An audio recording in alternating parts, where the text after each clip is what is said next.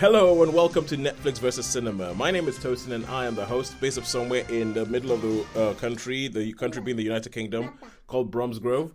And joining me, as always, on the Isle of Wight are Sharon Bolin. Hello. And Shaun Harris. Yes, yeah. I'm here. Yes, Shaun is here. And joining us from London, our London correspondent, the only person who possibly might get to see Anora because she's in London. It's Holly Nessie. Hello. Yes, I was planning to actually in my intro for the show today, I was planning to sort of like talk about how I had cracked this whole podcasting with children thing. I had a whole plan where they were going to be in the living room. I was going to have a Zoom camera on them. I could be over somewhere else where the sound would be great and everything like that. And then with 5 minutes to go before we were supposed to go start recording, Kemi, my older daughter, goes, "Oh, Daddy, I've changed my mind. I want to come with you." And I'm like, Not the plan, Kemi. I have managed to sort of like fob her up, and I've bought her silence with episodes of Bluey, with the Bluetooth headset beside me. But I do have almost a literal ankle biter around me. So some of the sounds you will hear in the background will be her being really, really happy at whatever piece of equipment she thinks is a toy in Daddy's office. But anyway, enough of that. How about you guys? What have you guys been seeing in the cinema? Okay, well, I've seen Red 1 and Gladiator 2. Yes. And as confusing as that sounds, Red 1 is not like a franchise. So... No, that's it, no. All right, cool. And Sharon, how about you? Gladiator 2 from me at the cinema. All right, and Holly? Gladiator 2, Red 1, and Wicked. Yes. Oh, Holly going for Shaun's beast mode thing. So, Holly, tell me why all of a sudden your cinema going has sort of like upped in gear. Cinema buddy Steph and I have an aspiration that we've been attempting for many years. 52 films in 52 weeks. We have made it to 42 now today, and Honora will be 43. Oh, so Honora's tonight. Yes, Honora's tonight. So Okay. 9 films to see in 4 weeks. It's doable. it's doable. The rate limiting factor is Are going to be there 9 nothing to films? watch. Nothing to watch. Exactly. This is the question. That's the You might question, be yeah. scraping the old animated films for kids on a Saturday morning. Maybe. Hey. Sorry. Well, being in London, you should have loads. There should be, you could go and see, there's a lot of arty cinemas, isn't there? And even the BFI, they must have... Yeah, we're trying to do it via Odeon, as we have Odeon Limitless passes. So Okay. that's the goal. Because I was about to say, next thing you know, it's going to be like, right, go to the Prince Charles Cinema by Leicester Square. What's showing? What's showing? If needs must. If needs must. It's like, oh, the 5th time we've seen the Sound of Music sing-along this week. But... They have to be in different films. We can't count a second viewing of the same film because we're going to see Wicked again. Okay. Saw All right, Dune cool. several times. So All right, cool. Before we start, we were talking about how we're going to try and keep these things to time and actually move quickly. And I've just totally derailed us. So back to the matter in hand. back to the matter at hand. Okay, so obviously, I don't think I mentioned that we also see things at home. We see things at home. We rate everything out of 5, put them up against each other. We see where money has been better spent this week. So what have we seen at home this week? Let's go in reverse order. Holly. I have seen the Moonflower Murders and Caddo Lake. Okay, cool. Caddo Lake. Kemi, you told me to keep quiet. All right, cool. All right, and yes, Sharon, what have you seen at home? Nothing at all. Cool. Let's move it on. Keep it nice and quick. And Shaun, what have you seen at home? Okay, I've seen a Norwegian film called The Arctic Convoy, and I've watched, it was a documentary called Strike and Uncivil War. Ooh. All right, cool. Definitely. Okay, Strike and Uncivil War. And what was the other thing you said you seen Holly, beside Caddo Lake? Moonflower Murders. All right, cool. And then with me, I have seen Gladiator 2 at the cinema, and I have seen something called Clipped on Disney Plus at home, which I would quite like to talk about because I think that's one I think you like, Shaun. But anyway, Okay, cool. And Yeah, also- sounds good. Yeah, I actually got a background, so I thought, oh, that looks quite interesting. But it's a series, yeah? Yeah, Clipped as a series. It's Yeah. a 6 episode series. That is not all you have seen. I did watch, but I maybe I'll finish watch it. There's a thing called Paris is what is it? Paris Has Fallen. Paris Has Fallen. With my namesake in. Oh yeah. Good old scary. Good villain. But so good old scary Sean Harris. Do that. It's funny. I saw the trailer for that, right, and I was like, isn't he just playing the same guy he played in Mission Impossible? Exactly. It looked like the exact same character, almost down to the dress sense as the guy who played in Mission Impossible. All right, cool. So let us kick off. with the big thing. You have also seen Caddo Lake. I have also seen Caddo Lake. Yes, that is correct. I have also seen Caddo Lake, and I have things to say about that.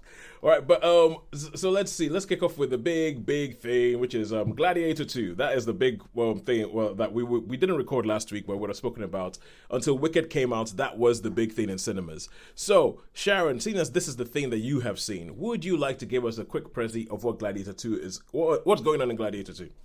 Gladiator 2 is a direct sequel to Gladiator, set 16 years later, and it features some characters we know from the first film. Her name has escaped me. Is it Lucille? No. Lucia. Yeah.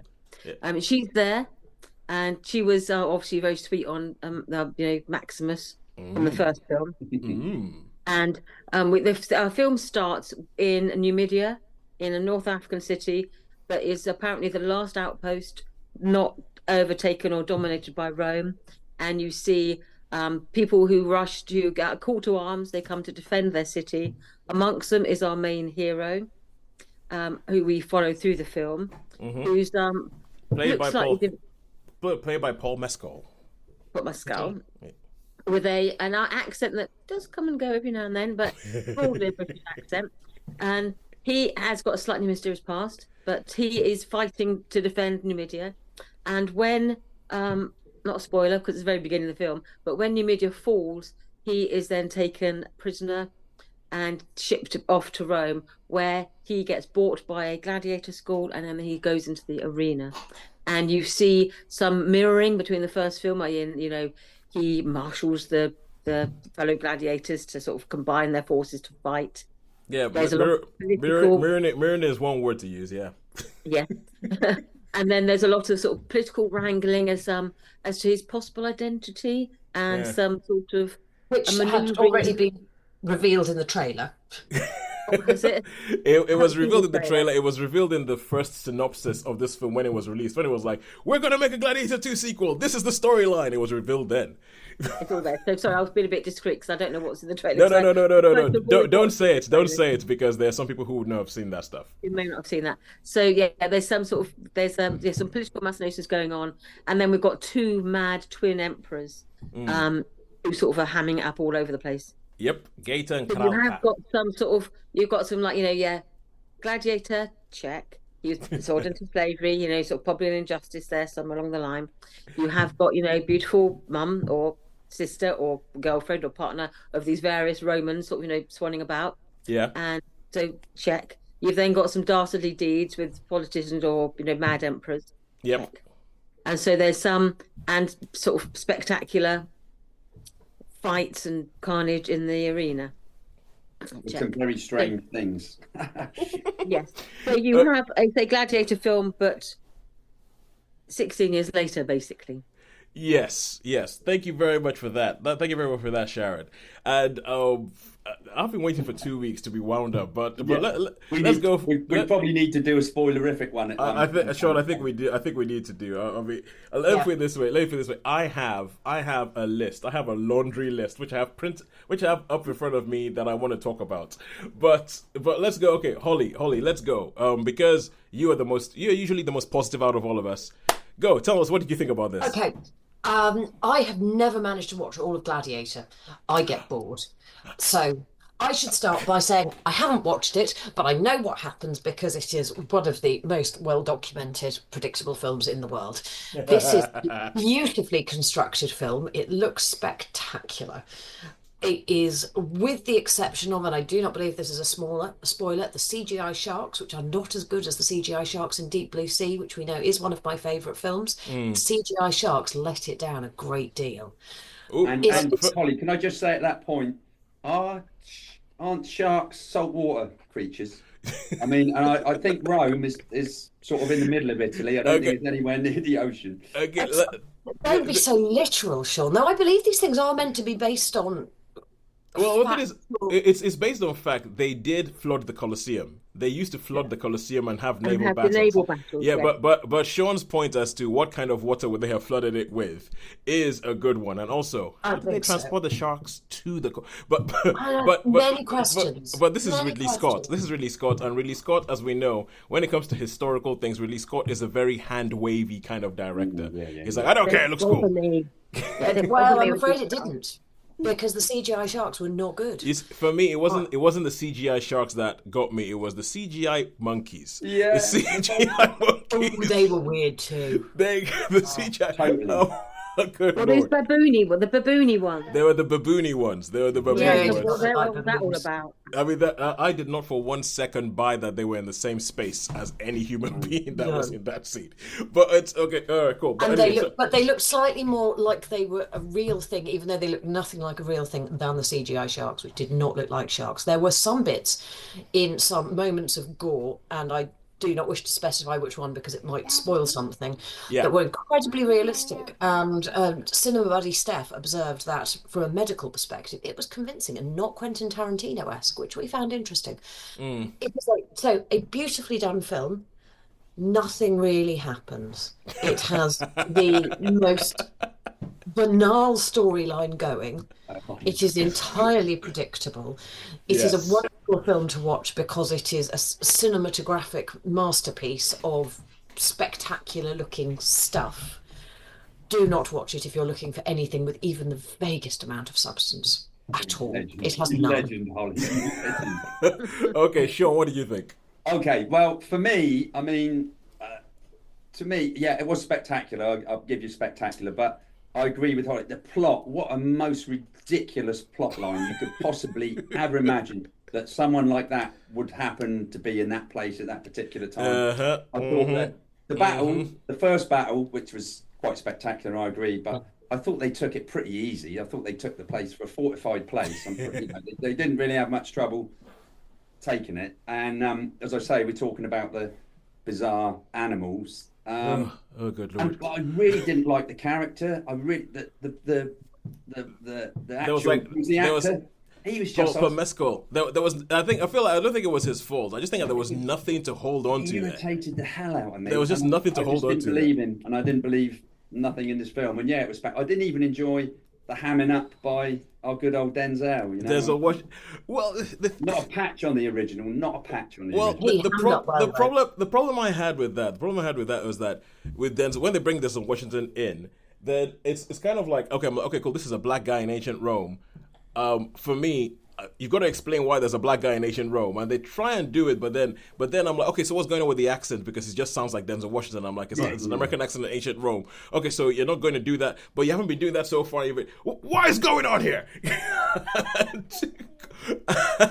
and so for me, okay, I am one of those people. I am not particularly I know everybody raves about the first Gladiator movie. I don't. The film leaves me a bit cold. I don't think it's as amazing as everybody has. Like, if you gave me a chance of watching the first Gladiator movie or 300, I would watch 300 every day over the first Gladiator movie. I can see where that comes from. I mean, again, the first battle in Gladiator is spectacular. I'll give you that. The first battle, the whole "Am I Signal, Unleash Hell," everything like that. What we're doing, Life Echoes in Eternity. That whole first battle, yes, that whole first battle is spectacular. Yeah. I don't think anything in this film actually matches up to it. No. But to go through my laundry list of things that I made, because once the film ended, I had to sit down in my seat in the cinema and just start making notes because I was like, no, I need to say this. First of all, I feel like this film is very perfunctory. It is put together kind of like Lego almost. You put this there, and then you put that there, and you put that there, and you put that there, and there you have, it's a film. Are you happy? Bye. I don't really think that there's much inventiveness or anything in the film. I feel like it's a retread of the first film, like almost the same story that just goes through the first film. I think the final line of the film is groan worthy. It is the final line is groan worthy. You guys might not remember it, but I don't want to say it for spoilers. But it's groan worthy. It's like, yeah, I think, and the first battle you're talking about, Shaun, where they're attacking Numidia or Nubia, yeah, what do we call it? It's like, it's essentially Blackland, Blackland, because that's what Numidia or Mubia. You just know, oh yeah, that's what the black people are. It's like I was like, what the hell is the geography of this battle? It's like the geography of the battle made no sense. I was like, where are they going? Who's going where? What's going on? Yeah. Where did those towers come from? That's it. I was like, but I mean, these are all things that will make sense when you see the film, and I don't think of the spoilers. Like, where did those towers come from? And I have like this sort of like, how can they all hear him? There are numerous scenes in this film where my thought is, how can they all hear him? I feel like there's no magic in the film. Well, as I say, like, you know, but as I do say, I think the first Gladiator is overrated. Although the music that they play from the first film still bangs. It's still the music from the first one was still a banger. There's this magic ring that seems to fit everybody's finger. It's like it goes from this person to this person to that person, and it fits everybody's finger. What the heck is that all about? At the beginning, we're in Africa, but the white guy is the one shouting instructions to everybody and commanding the troops. What is this? The 1950s? Yes. Honestly, yeah. I mean, also the storyline, how he ended up there, and all that. I've no idea, and I'm pretty sure. Well, yeah, I think they kind of explain it, but yeah, they do. But I mean, it's a ridiculous. It's a little bit convenient. There's no way in a zillion years if you do that you know. Anyway. Yeah, I mean, some of the things that you think they stretched the story to make it fit rather than. Right, the storyline. But actually about the ring, you mean, like, most of my idea, if you're a taken slave, are you left with all your possessions? Or do they say, actually, anything of value is now mine? So would he still have all these? And then there was an object he had that I was thinking, that can't be the same object from the very first scene, because why would you still have that all these months later of enslavement? That doesn't make any sense. I mean, my big thing though was a bit involving he went through some sort of hideous ordeal where he was treated for on his hands, and then in the next scene he's like, he was driven to the point of exhaustion, and then it's like 2 hours later you're leading an army with your what's all that about, where he had the point of, speaking about leading an army, another one of my notes is like all the gladiators decide to follow this guy. Yeah. For reasons, and seemingly because he bit a CGI monkey once. Yeah, he bit it. He bit the damn thing. Yeah, and everybody goes, "You bit a monkey. We will follow you to the end." I'm like, okay, great seeing Connie Nielsen. It was great seeing her back on screen. I haven't seen her. Yeah, love her, absolutely love her. But the thing, and you said something like this already, Sharon. I feel like they had a script that existed, maybe about the fall of Rome or something, and Ridley Scott came across the script and went, I can make this a Gladiator movie. Because, and I was actually kind of angry at the end of this film. I was actually kind of angry because I know that there's people who are going to come and go, oh yeah, Gladiator, blah, blah, blah, oh, the first one is amazing and all. And this film annoyed me. So I think all in all, at the very most, I can give it a 3, and just about a 3. I feel like I want to give it a 2, but I can't because it's a well put together film. I'm totally with you. I totally agree with you on that. It's a low 3 from me. I had a lot of issues with it. I was unsatisfied. Bad plot. Not but it's a film that I won't ever watch again. But I suppose it's worth a 3 for the spectacular side of it. Shaun, I might watch it so I can have more things to rant about. We'll have a good old rant one day, Tosin. Just so I can go back through and go, okay, cool, let's go. Cool, yeah. It's like there's this guys on YouTube, Cinema Sins, where they go everything wrong with this movie or anything that. Yeah. That's why I felt like watching this film. I mean, and the biggest thing is, from the beginning, something happens right at the beginning that just put me off for the rest of the film. So there is a woman who shows up early in this film, and the second she shows up, my thought was, she's dead. Yeah, that's it. That was it. I was just kind of like, she's dead straight away. And from that point on, as you said, everything was predictable. Nothing. You knew that from the trailer too. What? That was in the trailer. as Oh, well. for goodness sake! It was reminiscent in some place at the beginning of the saucy Spartacus that was on the television a few years ago. Oh yeah. New Zealand production. There had elements of that I thought popped up in this, without all the sort of the nudity and all the goings on, but there had sort of elements of the story from Spartacus was in there as I well. wouldn't be surprised because I don't think there's anything original in this film, and I feel like Ridley Scott, as he gets older, especially the speed at which he makes films, I don't think he's engaged. I don't think he's engaged. He's not trying to make anything. He's just trying to make something perfunctory. That's what I think. Boom, boom, boom, boom. Bash it out. Where's the next one? But anyway, I will stop ranting. If anybody else wants to say anything else about Gladiator 2, I mean, Holly, Sharon, we haven't heard your star ratings yet. 3. 3? Okay. Well, I would give it a 3. I would only say I went with a friend. She enjoyed it. She thoroughly enjoyed it. We've been doing this for some time now, haven't we? So we all watch things much more critically. I think if you wanted to watch it in a cursory sort of manner, there's entertainment value in it. So I didn't hate it. I just thought there wasn't a lot to praise about it. So it's like it's okay. So I give it a 3 because there are things that, as you say, it looks good. It looks like Rome, and some of the scenes like go, wow, that looks really good. But the storytelling, if you're going to look at it critically, there's lots to pick holes in. But if you just want to sit back and let it wash over you, it can be an entertaining watch. And my friend, she really enjoyed it, because she wasn't watching it critically. She was just going like, oh yeah, this is a nice film, and let it go. So you can watch it and enjoy it if you watch it non-critically and just let it be. And I am Scott glad. enjoyed it. Is going to watch it again in the background, but I think thought similarly to us, but will enjoy rewatching it. Whereas even I, who rewatches everything, can't be bothered. I really can't. Unless it's to find more things I want to complain about, I really can't be bothered. All right, cool. So 3 stars for Gladiator 2. All right, and now let us go over to Netflix and Friends, and let us talk Caddo Lake. So, Holly, far away, Caddo Lake. Tell us about this. I will start it and then let you finish. So, film set in the US.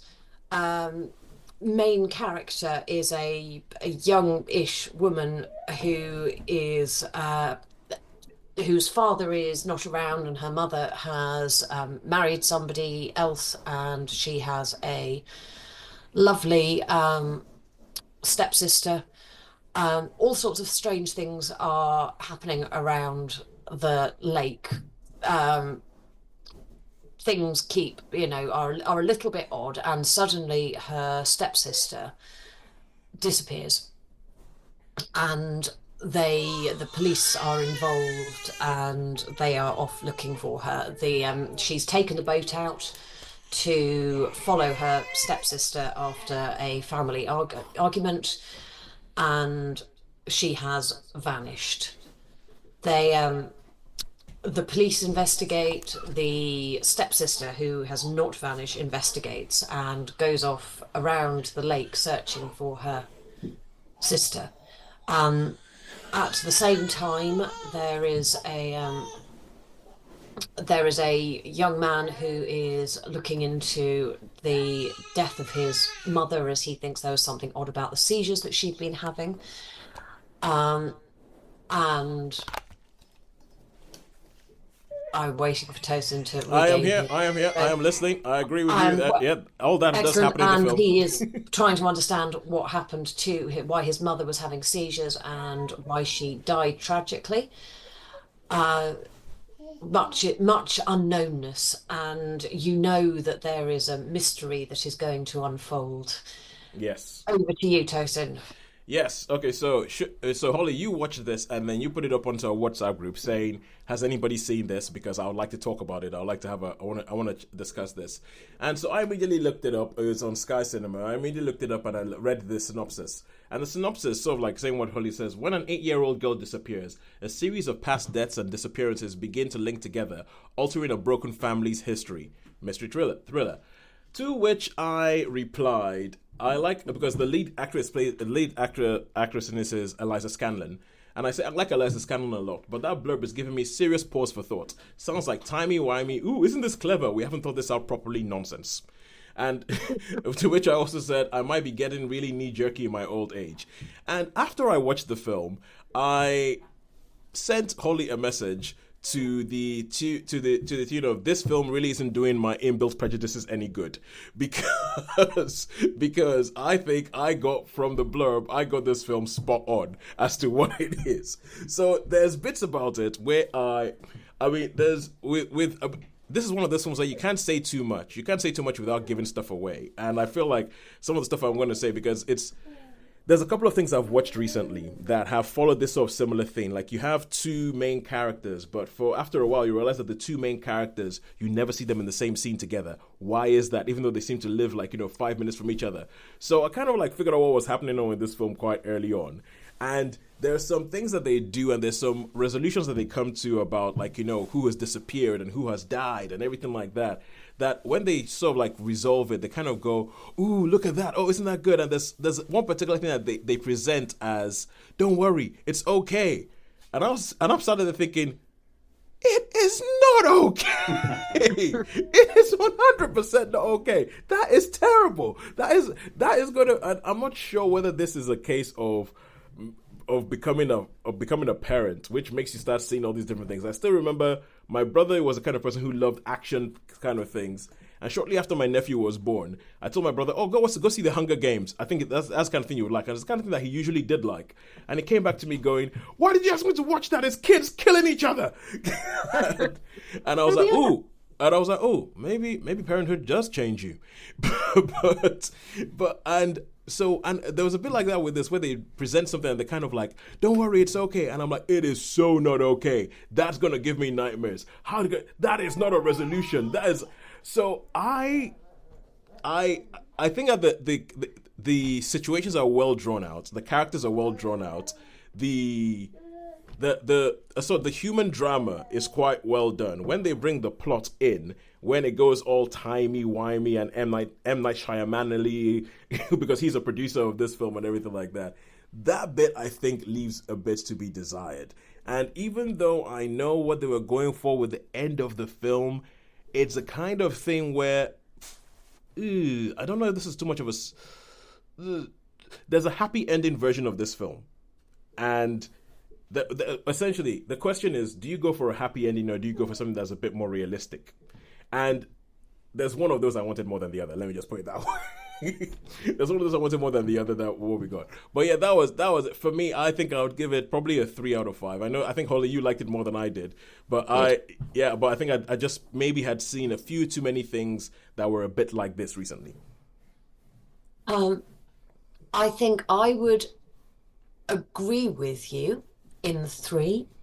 I liked it. I found it quite enjoyable. I really liked some of the details, which I think actually what made it. There were just these little sort of points that were very well done and very well thought out. But it was, fairly predictable. I didn't predict all of it. Oh yeah. But, I know the one bit you're talking about that wasn't. Yeah. But it was a good watch, and glad to have seen it. Not the most profound thing I've ever seen. Wasn't expecting it to be, and that's all right. Well, I mean, I'll still recommend you watch it. Yeah, absolutely. Although there is one big plot twist that made me think massively of an episode of Futurama. And I will leave it at that. I will leave it at that. There's a plot twist that has to go in an episode of Futurama that something made me go, man, yeah. But I think some of the mileage might be on how you see time travel and how you react to time travel type movies, that kind of thing. Yeah. Oh, hang on, was that a spoiler? I don't know. Anyway. No, I don't think so. Anything else to say, Holly? No, I don't think that qualifies as a spoiler, because if you can't see that one coming... If you can't see that one coming, maybe I have a bridge to sell you. But all right, and so now let's go back to cinema and let's talk about Red 1. Now, I believe Shaun and Holly have seen this, right? Yes. All right, so Shaun, you want to take us away and tell us what Red 1 is about in all its highfalutin awards baiting glory.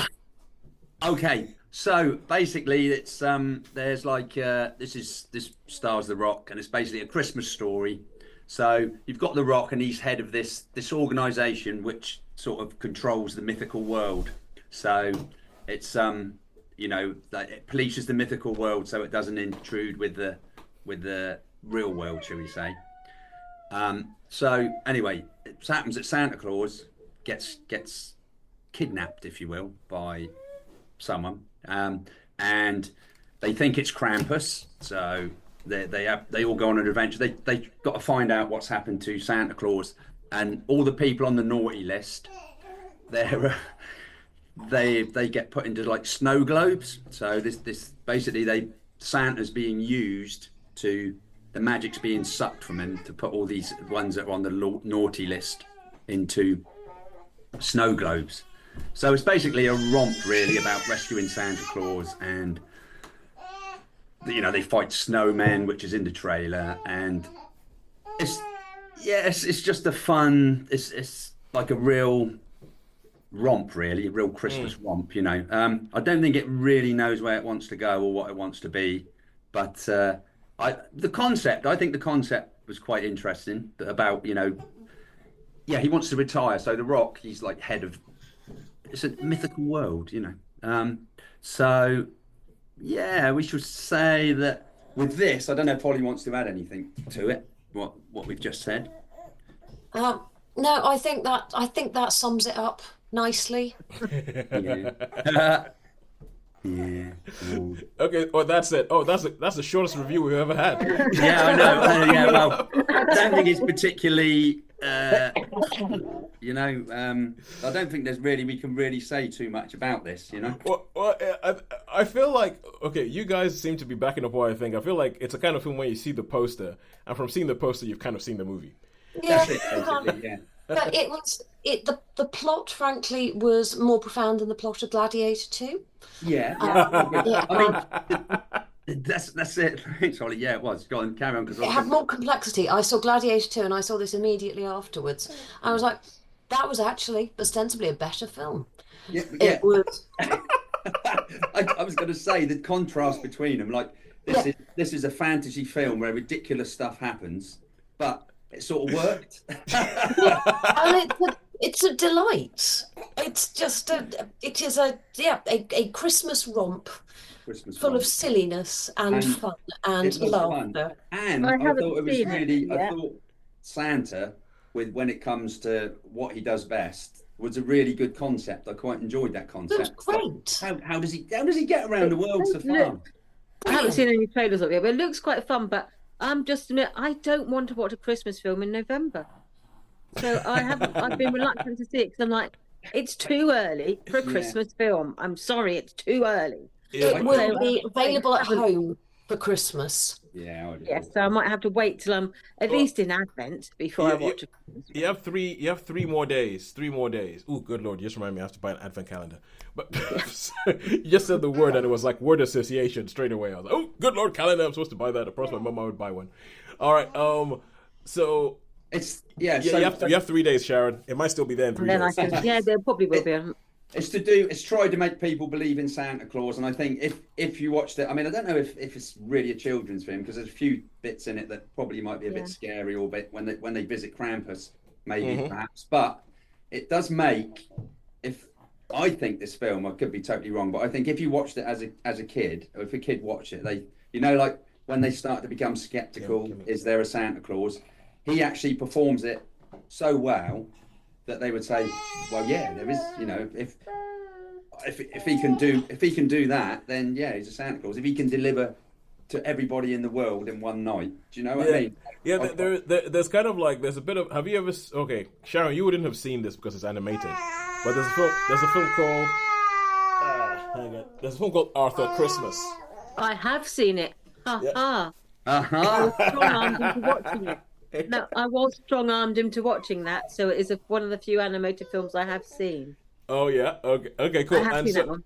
So the way the North Pole works, and the way the sort of like that you have Santa as this almost military leader, it seems similar to this concept of Arthur Christmas and the way they do it in that. But yeah, it's one of those things I think I will probably catch when it comes on TV.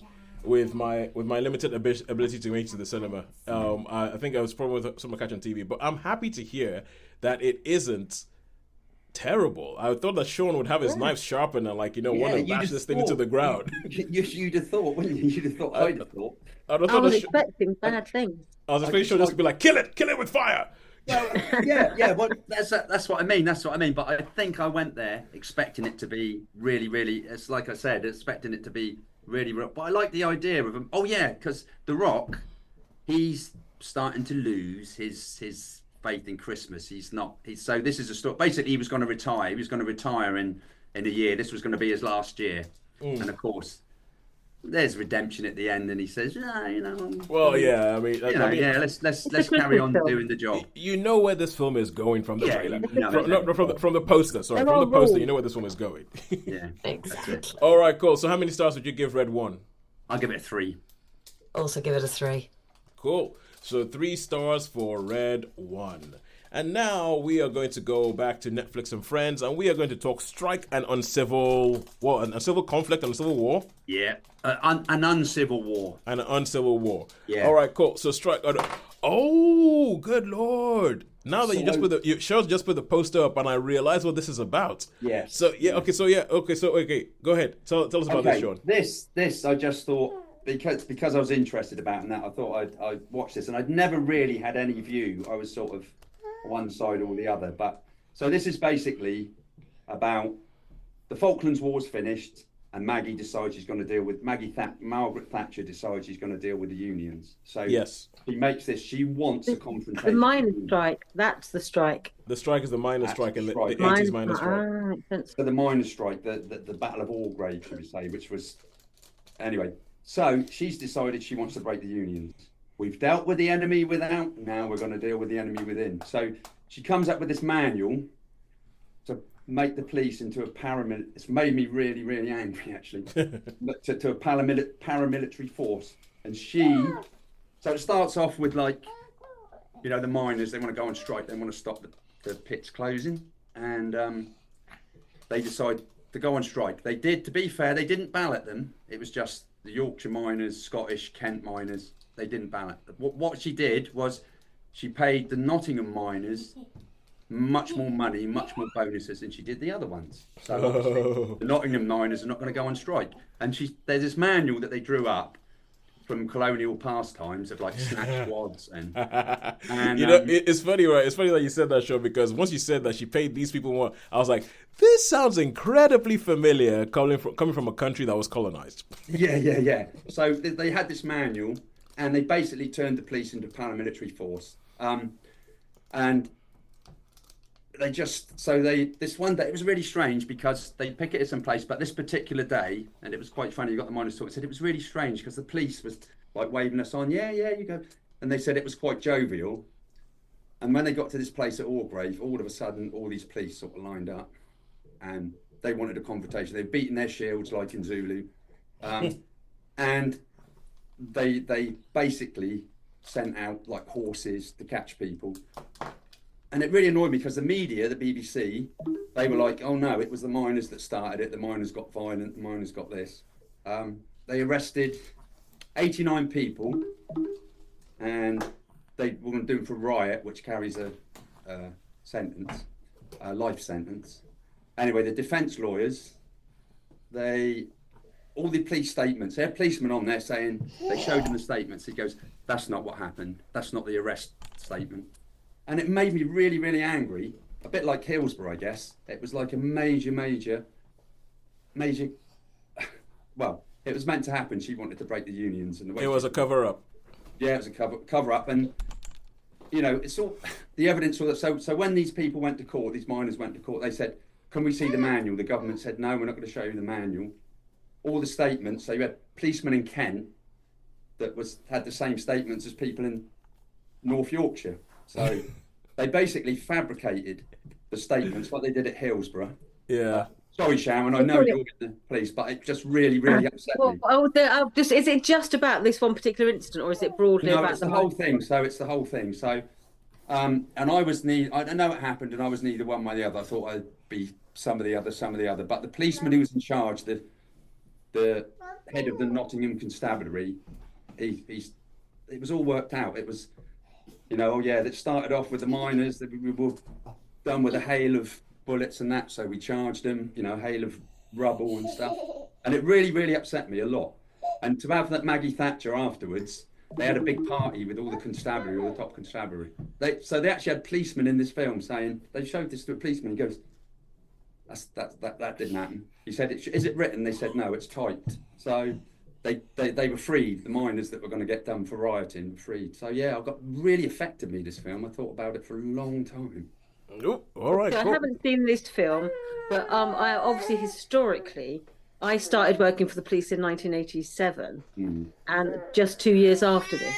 So every single police officer I worked with, they had no choice. They had to go to the miners' strike. So everyone I've worked with, and we had lots of conversations about the miners' strike. So I know a lot of officers who went to the miners' strike, and one of my close friends and colleagues, he drove the strike. He drove the non-striking miners to the pits. Yeah. He drove the convoys. I had others who were on the, you talk about them hitting the shields. I had one of my friends who was there, who was with the riot shield and who did that baton thing. And he was in 3 charges he was involved in. And I've had others who said, I spent 6 weeks on up at the miners' strike. And I spent the whole time just watching the crops being ploughed, harvested, and then he said, I did nothing. I just basically sat around. It was like Billy Elliot. You see in Billy Elliot in the background. Yeah. I was going to say for anybody... I spent 6 weeks just put my feet up watching the crops being harvested. Yeah. I was going to say for anybody who doesn't understand about this, because it's a very, very British story, which I had to learn after I came here and actually through research and documentaries and all that. If you watch Billy Elliot, it's the conflict that's going on in the background. Billy Elliot is set up against the backdrop of this strike. Yeah, so my personal experience of it is most people had more of a Billy Elliot experience than involved in riots and involved in charges. I mean, and then don't forget that at one time police officers had no choice; they all had to go at least once. That's the paramilitary. There's a letter. The government sent out a letter to all the constabularies, and they said, "Don't worry about how much you've got to pay. The government pay." My friend admits, one of my friends said it paid for his first house. Yeah, it paid for his mortgage, because you would just to explain how it worked on the island. If you were based, for example, at any police station on the island, you were told you report at your own station at 2:00 in the morning, and that's when your duty starts. You report to your home station, and your duty starts then. And then you'll be transported by buses to the centralised Newport station in Newport, and you get your debrief. Then you'll be transported to the ferry, and you'll be on the ferry. Then you get driven from the ferry to the airport, and you get flown to Leeds or wherever. Then you're driven to the miners' strike and to the front line, and then you're on your picket, and then you go back to the barracks, and then you hot bunk. Yeah, I understand all that, Sharon. I understand what you're saying, and I'm not trying to vilify the police. I'm trying to vilify the government and some of the top lot of the constabulary. And I'm fairly sure the normal British policeman was okay, but they did this 2 years. 2 years. This was they formed this paramilitary police force. So I'm not saying like the people. So when you say about a paramilitary, I don't understand how you can set up paramilitary. Watch it. Yeah, so I'm Watch it. Okay, so Shaun, where did you find this? That doesn't make any sense to someone in the policing world. That doesn't.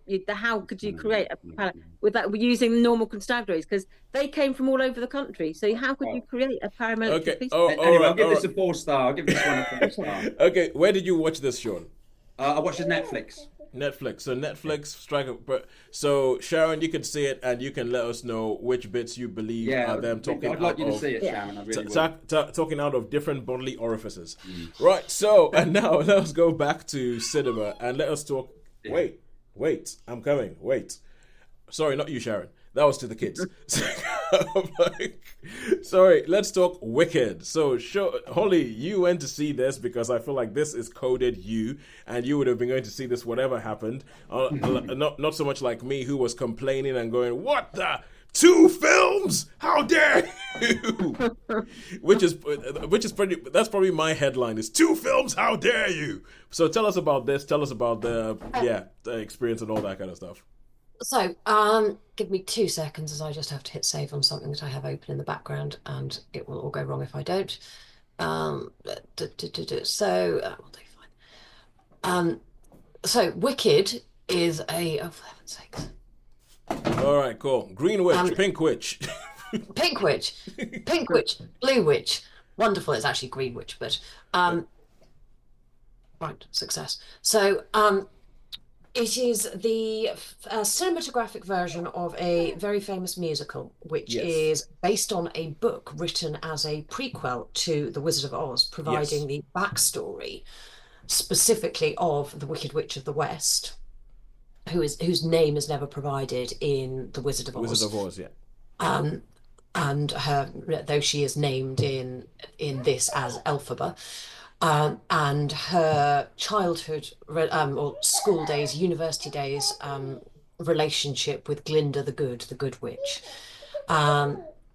They are. I could never remember who either of them are because I have a memory of like a sieve. Glinda is played by Ariana Grande, and Elphaba is played by Cynthia Erivo. Thank you. Who are both quite wonderful. Yeah. They it begins with the backstory of how Elphaba came to be as green, and results in the two of them meeting at university, initially not liking each other one bit and going on to become best friends. There's not a great deal more one can say in terms of the storyline. It results in, as is shown in the trailer, them going off to meet the wizard, Yes. delightfully by a bullet train, which, as I have seen observed in many places, the Munchkins must have been laughing their heads off when they sent Dorothy off down the yellow brick road, knowing there was a bullet train. It is done with beautiful references to the film, to The Wizard of Oz.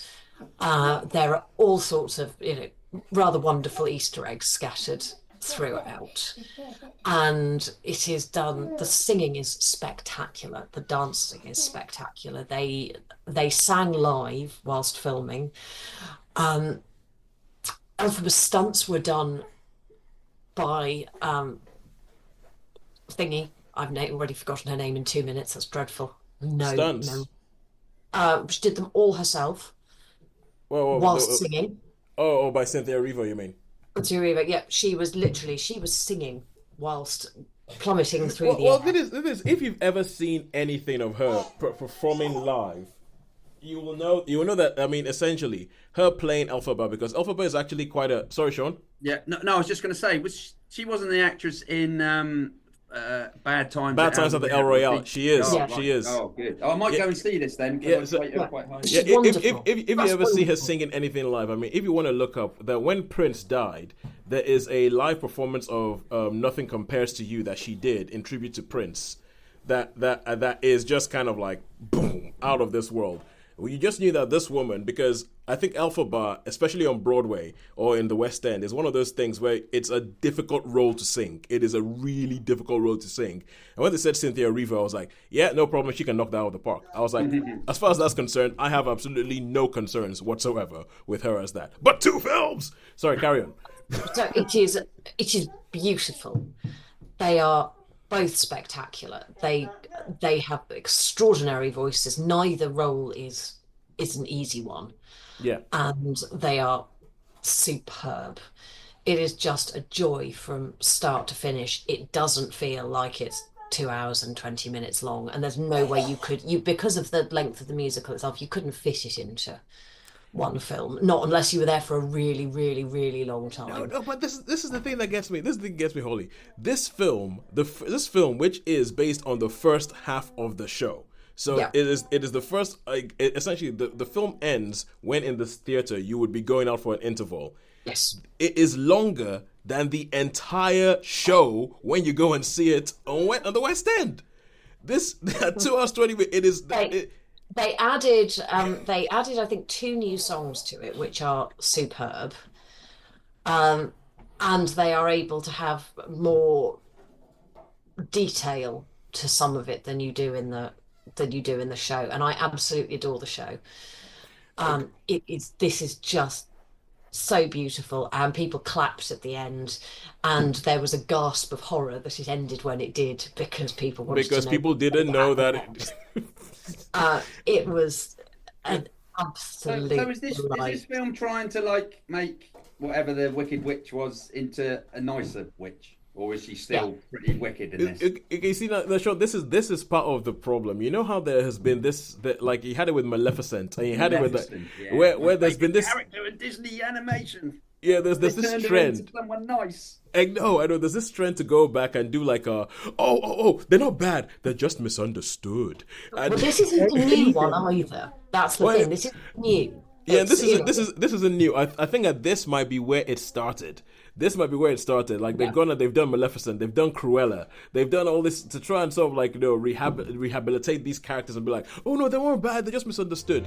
I expect Ursula from Little Mermaid to be misunderstood at some point. There is a musical version, a musical about her specifically, but I don't think it makes her out to be. I think it gives her a backstory. I don't think it suddenly makes her good, but it does explain a lot more. Apparently. Yeah, no, but Do you need to have seen the musical, Holly, to sort of really appreciate it, or because I've never seen the musical, or can you just come into it cold and just enjoy it? Oh, yeah, okay. Come in cold, and it is just spectacular. I mean, if you've seen the musical, it becomes even more spectacular. And makes you want to go and see them, and makes you want to go and see the musical again. It is stunning, absolutely visually stunning. The singing is amazing. The story is good. It gives good explanations for a whole load of things, some of which come out in The Wizard of Oz, but not all, and you get some interesting nuances to things. Because it really ends where The Wizard of Oz starts. I would say not quite actually. Ends partway through. I would say of all the things where they say let's take a bad guy and give them a backstory to say that they were misunderstood, I think Wicked is the best one out of all of them in the way it's done and the way it sort of like links into. So there's things that happen that you could like. I remember watching going, okay, actually, that is a good explanation. It doesn't change anything about the Wizard of Oz, but it just give you an explanation as to why that might have happened the way it did. So I get you, my pretty. So why? Yeah, the original. So, is there any story about why she goes after Dorothy, or not really? There is a story about that in the second. I have to see this just purely out of intrigue. But Sean, I need to warn you: in the second film, that will be in the second film. Two films, okay. That's why I've been yelling about this whole time. That's what I've been saying. 2 films. Right. Oh, I thought you were just going on about the fact that Holly saw 2 films at the cinema. No. They split the Broadway show. They split the Broadway show into 2 films. So this is been a complete cotton-headed ninny muggins about that. I didn't pick that up at all. They split it into 2 films. So that's why people were gasping in the cinema, because they didn't realize that the film is not complete. It's like, I see. Because sorry, I was just being a complete cotton-headed ninny muggins about that, because I just did not pick up on that reference at all. No, yes. So they've done it to 2 films, and I personally, I almost have like a moral objection to when they do this. That I'm like, no, I really like. The same thing happened when they did Mission Impossible: Dead Reckoning Part 1. I refused to see that at the cinema. I was like, no, I am not seeing this. You're gonna give me half a film. Is there enough material then to make 2 films if they've used have they used all the songs in this film from the musical? Oh no, because and there's not all of the songs yet. Because this film is just the first half of the musical. It's just the first half. So there's a whole other half of the musical to come. What the hey? That doesn't make any sense to me. I know. But anyway, I will stop complaining and I'll stop whinging because you out next Christmas. Then is that got to wait a whole year for it? Whole year. Oh. Jiminy crickets. Tarantino has a lot to answer for. A lot. Ever since it split Kill Bill into 2 films, which I didn't see the first one in the cinema either, out of principle. So, like, anyway. I thought they got past that sort of whole thing of doing that. Because obviously there's the Twilights and the Hunger Games and all those sort of young adult things. They did it to that. But and Harry Potter, I didn't know they were going to do it to this. Sorry. Yeah, they've done it to this, and now that they've done this as a musical. Because they were doing it with books and then people got annoyed with that. Now they've gone to musicals and they've gone like, we can take a musical and we can split it. Each half is a different film. Wait until they make the Hamilton musical. But anyway, how many stars did you give this, Holly? Before I explode in a fit of rage. Wow. I did not see that coming. So Okay, so let us go back to for the final thing this week to Netflix and Friends. I'm going to talk about Clipped on Disney Plus. This was on Disney Plus over in this country, and Clipped is a story of it's an American sports story. No, Shaun, I think you've got the wrong. Have I got the wrong clip? I think you've got the wrong right, poster okay. there. This one's about basketball. Trying to help you out. Yeah, it's about basketball. So it's Right, okay. Oh, right, okay. yeah, Cool. so it has Lawrence Fishburne in it. It has Ed O'Neill in it. And in 2014, there was a big American sports scandal, which I don't think, if you're into basketball, you would have heard about it. It made the news here, but it wasn't like a big thing. But there was a guy called Donald Sterling, and he owns an American basketball team called the LA Clippers. And they are usually the laughing stock of the NBA. People laugh at him because this guy, even though he's a billionaire, he is extremely tight. Like, he's the kind of person who asked, why do I need to pay for the socks for the players? Can they bring their own socks in and everything like that?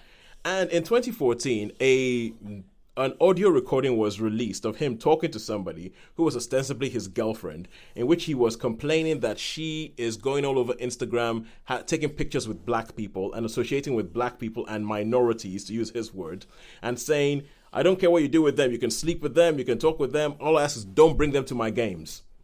And this was released. And bearing in mind that the NBA is like 90% black, as in the players in the NBA are 90% black, it was this massive thing that came out, and it was this kind of people were like, should the players boycott? How can we have an owner who seems to have a plantation mentality, who doesn't like black people but is happy to have black people run around and work for him, and all that kind of stuff. And a lot of the things he says in this tape, and like if you listen to this tape, it's available online, if you listen to the Donald Sterling sort of leaked tape, he says some pretty horrible things in that.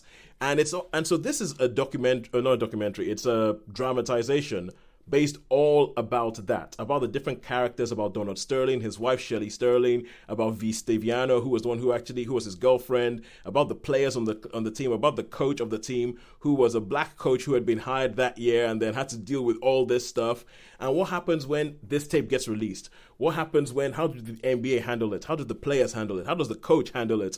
Because in the middle of this, they're trying to win a championship, and they've got the best chance ever to win a championship, and then this happens and lands in the middle of it, and you have the people who are like, we shouldn't play, I do not want to play for this guy. You have the guy who's like, look, we've been trying to win this championship for our entire lives. Why should we let what he says derail us from what we're trying to do?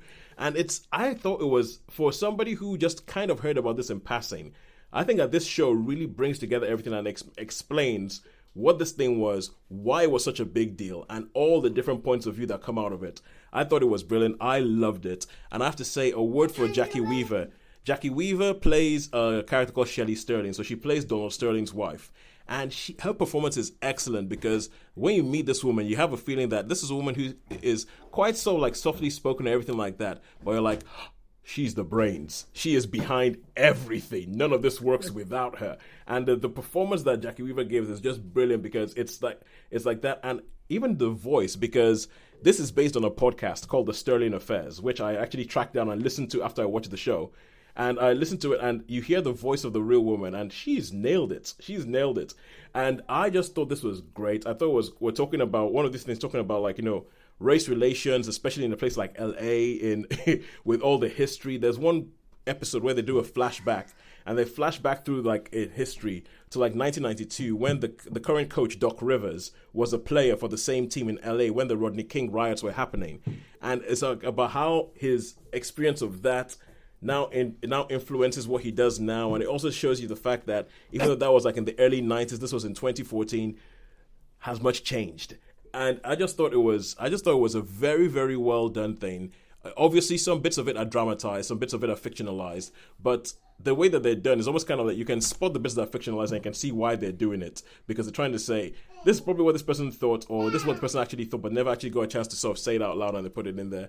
And they even have they have this whole thing where they have LeVar Burton. LeVar Burton shows up at random points to be almost, the way it's done, he could actually almost just be a character in somebody else's head. But LeVar Burton as this sort of like, because he's Geordie LaForge in the Star Trek things, he's Kunta Kinte from Roots, and he talks about how he's seen as like, the safe black face in America and what that does to him because people think, oh yeah, he's in Star Trek, he's all right, and I just thought I really, really like this. I think that there's few things that actually go about talking about race in LA or anything like that with the nuance and with the care that this show does. I would give it a 4 out of 5. I thought it was really good. Is there much in the way of sports in it?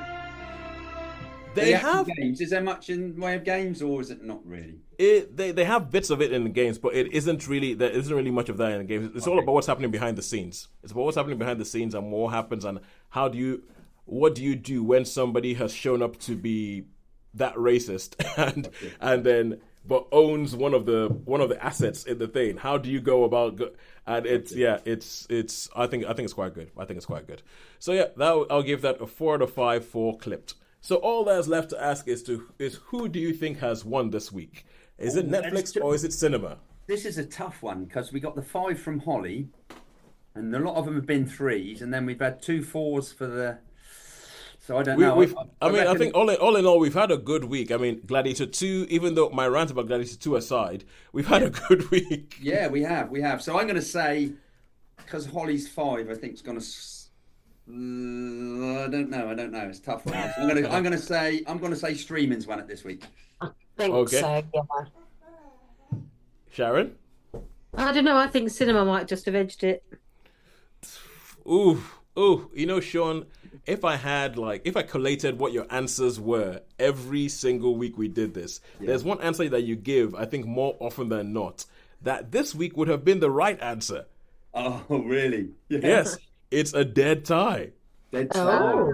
It's a dead tie. It's an average of 3.666 on both sides. So we had a 3, a 3, and a 5 on the cinema side, and we had a 3, a 4, and a 4 on the Netflix side. So yeah, that's brilliant then. So that shows that we've had a good balanced week. Yeah, we've had a good balanced week. We have enjoyed everything. Well, I don't know. Gladiator 2 is a bit. That's the anomaly. That's a little bit. Sorry. I keep looking at my spreadsheet and it just looks at me and I'm like. We'll do a rant one day. Yeah. Oh, Shaun, I am locked and loaded and ready. I am ready to go. So it's like. All right, cool. So until next week, when we will have seen Moana 2, definitely I would have seen Moana 2. That is my aim for the next week. See Moana 2. I think War of Rohirrim is out next week, so I'll probably go with that. Sharon, you're probably not going to worry too much about that one, are you? No, probably not. Okay, well, this sounds like my kind of week in the cinema. I don't know what else this news is. It's imminent. I don't really. I nearly went to. They had a unlimited screening Monday, but I just looked at it and I think it's too smushy and too much. I didn't. What was that then? I don't know. It's like a romance thing with. It's a shame because it's got my. It's got the guy Florence Pugh. We live in time. We live in time. Yeah. We live in time. Florence Pugh. If I'd known, I would have gone. Florence Pugh and Andrew Garfield. Yeah, Andy Garfield and my Florence Pugh. Oh no! Honestly, I could have gone. To be and honest, I think it's not out until January now. I think it's like January. There was a secret screening. There was a unlimited screening on Monday. I didn't look on Monday to see what was out. Honestly, I saw the trailer for that, and the trailer for that made me think I might need to take extra bottles of water with me because I might be dehydrated from crying. Watching this film, it looked a bit, because the trailer too soppy for me. It looked a bit too soppy from the trailer. I think The Way We Were. The Way We Were, or like Love Story. Do you know what I mean? I think it's something like that, but less mawkish and hopefully not with that stupid love story line. Oh yeah. Never having to say you're sorry. Love means never having to say you're sorry. No, it doesn't. Anyway, there is. I don't know if they still do it. There used to be a Mad magazine. There used to be a magazine called Mad Magazine. Yes. They used to do parodies of film, like they did A Fistful of Lasagna for A Fistful of Dollars. I forget what they call Love Story. They called it Bore Story or something. But they did real caricatures of like Ali McGraw and Ryan O'Neal, and I think apart from that line, I remember liking that film. But then I haven't seen it in decades. Soft-hearted little thing, you. Yeah, well, hey, nothing wrong with a nice soppy romance when it's done well. I remember when I first saw Titanic in the cinema, I thought, this is awesome. And then every single girl in the world started crying. and I was like, what the heck is going on? I haven't seen it. You still haven't seen it? I haven't seen Titanic, no. Ooh, I actually don't know what you'd think. But anyway, until next week, when we will at least see Moana 2, and I might try and track down the other animated thing that War of the Rohirrim, because I can't find it anywhere at the moment. It is a goodbye from me. Goodbye from me. Bye for me. Goodbye from me. Thank you ever so much for joining us.